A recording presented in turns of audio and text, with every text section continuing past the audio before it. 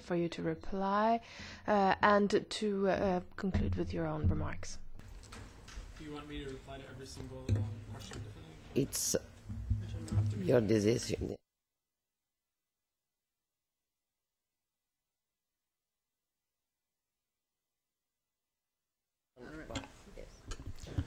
First, I'd like to thank you all for your questions. I just want to make it clear that I have full respect of every single opinion in this room, and also, of course, of Dana's, in case it was understood otherwise. I'm also here on behalf of I speak of the Israeli people, but I don't see myself as an official representative of the State of Israel, and I would like to share with you my own personal opinions on certain things. One of the questions we got from the sir who's not here right now was, are there moral encounters? I don't remember a day or a moment as a soldier that we didn't have moral encounters. Okay? They exist all the time. Now, I don't speak of either the justification of entering Gaza, because I think it is pretty clear for me, at least, that when we went on our missions in order to defend Israeli civilians. Okay? I can tell you personally that my uncle lives in Kibbutz Erez. It's a small kibbutz 300 meters from the Gaza border. And, his life has been drastically affected by these rockets from Gaza. The kind sir over there asked me about the children of Gaza. And yes, when I see people that are dying, when I see dead children, I feel sad. I'm a human being. I'm a brother. I would never want anyone to be harmed. And I want to make this clear. But when I went into Gaza, I thought of my uncle and his grandchildren. I have a 7-year-old cousin that his life has been traumatic. He can't do normal things that a normal kid would do as a 7-year-old. He suffers from trauma. He lives so close to the border that he doesn't even have the 15 seconds that the alarm goes off when he needs to run to shelter. First the rocket lands, and then he hears the alarm. So that's why we enter Gaza. But we do face these moral dilemmas all the time. I'd like to share with you one personal anecdote from one of my experiences in Gaza, just to show you how hard these moral decisions are. Okay?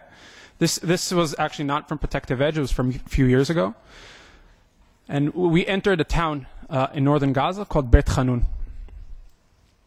Now, we saw in our own eyes people with guns running into a mosque.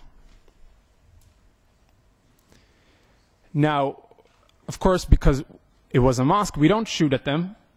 We make sure that everyone stays safe. So we decided to surround the building and call them to come out. And then we saw women going inside. After a few hours of calling them to come out, the people with the guns, suddenly we saw women starting coming out with hijabs, the traditional Arab dress. And there were many people walking out of the mosque. And then suddenly we noticed that some of these women have beards.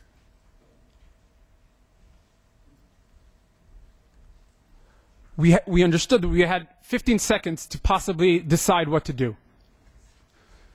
Do we harm the people with the beards because they have guns on them? Do we let them go and then let them shoot at us? These are the kind of dilemmas we have. I could tell you that because we had 15 seconds and it took so fast and we didn't even have a chance to think of anything, what we decided to do is not to shoot. These are the type of dilemmas that we face.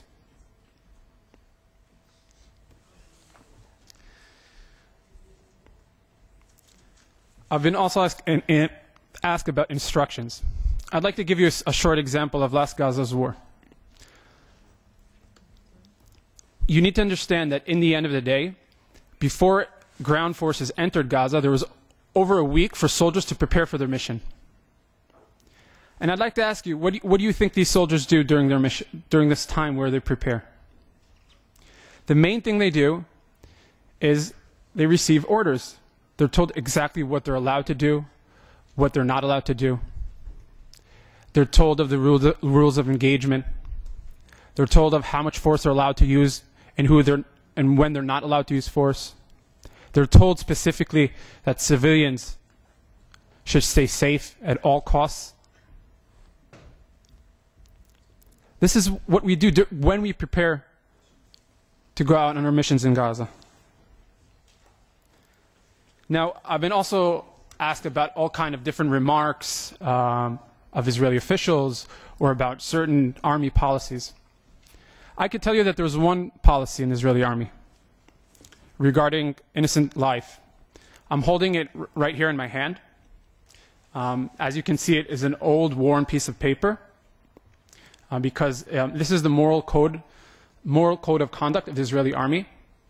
I hold this piece of paper on me every time I go out on war. It's in my pocket.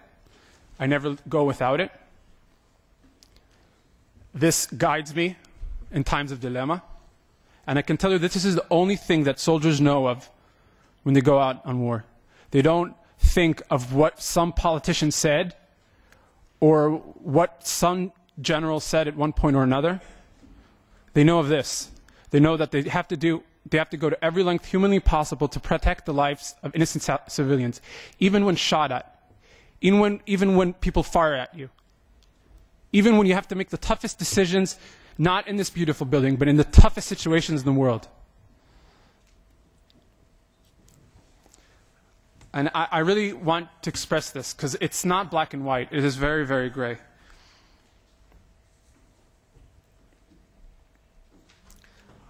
I've been also asked about the possibility of UN soldiers and putting UN soldiers and the blockade and other issues regarding Gaza.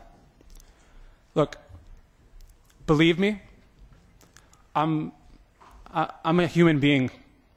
I'm sure that, like anyone in this building, you do not want to go to war almost every summer now. I don't want to go. But in the end of the day, I know I have to, because I'm going to defend my friends. Because in Gaza, there are people that I hope that can prosper. I hope that they can live a good life. I hope that they can get whatever they want, and I hope that one day they'll be able to do whatever they want, go out, see the world. But in the end of the day, Hamas sits in Gaza. It's impossible to speak of Gaza without the context of Hamas. Hamas isn't a legitimate government. It is a terrorist organization. I personally believe so. I've seen it in my own eyes. I've seen what they've done. We can't treat them in any other way. If we let free access into Gaza, then what will happen is that instead of taking care of their own people, they will keep on using concrete to build their terror tunnels, to build Hamas fortresses. We see with our own eyes what's happening on the border. Do we have to finish? Yes. Okay, so I'd just like to say one last comment. Yeah. If you remember anything from what I said today, it would be that in the end of the day, Israel is a democracy.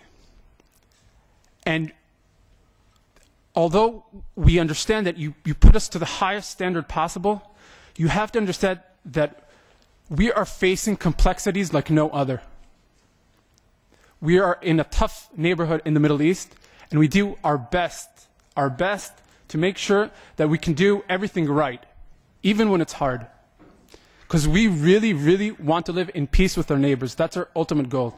People disagree on how we'll get that peace, but that's our ultimate goal in the end.